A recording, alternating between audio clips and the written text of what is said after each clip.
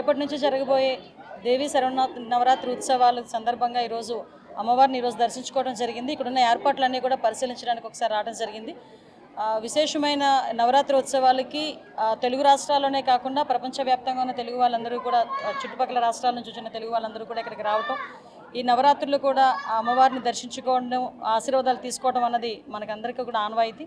భక్తులకు ఎక్కడా కూడా ఇబ్బంది కలగకుండా క్యూ లైన్లో కానీ వచ్చిన ఆడవాళ్ళకి కానీ, అదేవిధంగా చంటిబిడ్డ తల్లులకి కానీ, ముసలి వాళ్ళకి కానీ, కొంచెం అనారోగ్యంగా ఉన్న వాళ్ళకి కానీ ఎటువంటి ఇబ్బందులు కలగకుండా ప్రత్యేకమైన దర్శనాలు ఏర్పాటు చేయడం జరిగింది.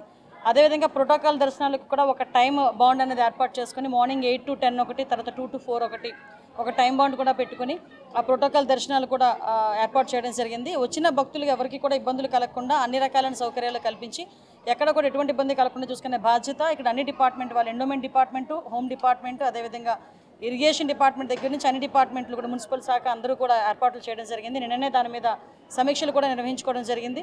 ఓవరాల్గా ఈ నవరాత్రి ఉత్సవాల్లో భాగంగా విజయవాడ నగరాన్ని సుందరీకరణ చేయడమే కాకుండా వచ్చిన ప్రతి ఒక్క భక్తులు కూడా ఆధ్యాత్మికంగా అమ్మవారిని కొలుచుకొని ఇక్కడ నుంచి ఆశీర్వాదాలు తీసుకునే విధంగా ఏర్పాట్లన్నీ చేయడం జరిగింది. ప్రతి ఒక్కరు కూడా దీన్ని వినియోగించుకోవాలి. మీ సూచనలు సలహాలు కూడా ఇవ్వాలని మనస్ఫూర్తిగా కోరుకుంటాం. మేము పర్టికులర్గా ఫ్రెండ్లీ పోలీసింగ్ గురించి మేము ఎప్పుడు మాట్లాడుతూ ఉంటాము.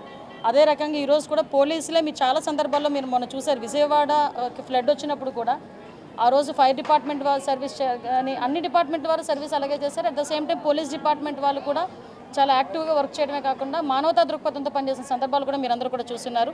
అదేవిధంగా ఈరోజు కూడా క్యూ లైన్లో ఉన్న వాళ్ళు ఎవరికి కూడా ఎటువంటి ఇబ్బంది కలగకుండా చూసుకుంటున్నాం. అదేవిధంగా హోల్డింగ్ ఏరియాస్ ఇంతకుముందు ఒకటే ఉండేది, కానీ ఈరోజు ఒక 7 హోల్డింగ్ ఏరియాస్ పెట్టుకున్నాం. కాబట్టి భక్తులను వదిలే టైంలో కూడా ఎక్కడ ఎటువంటి ఇబ్బంది లేకుండా చూసుకునే బాధ్యత కూడా తీసుకుంటాం.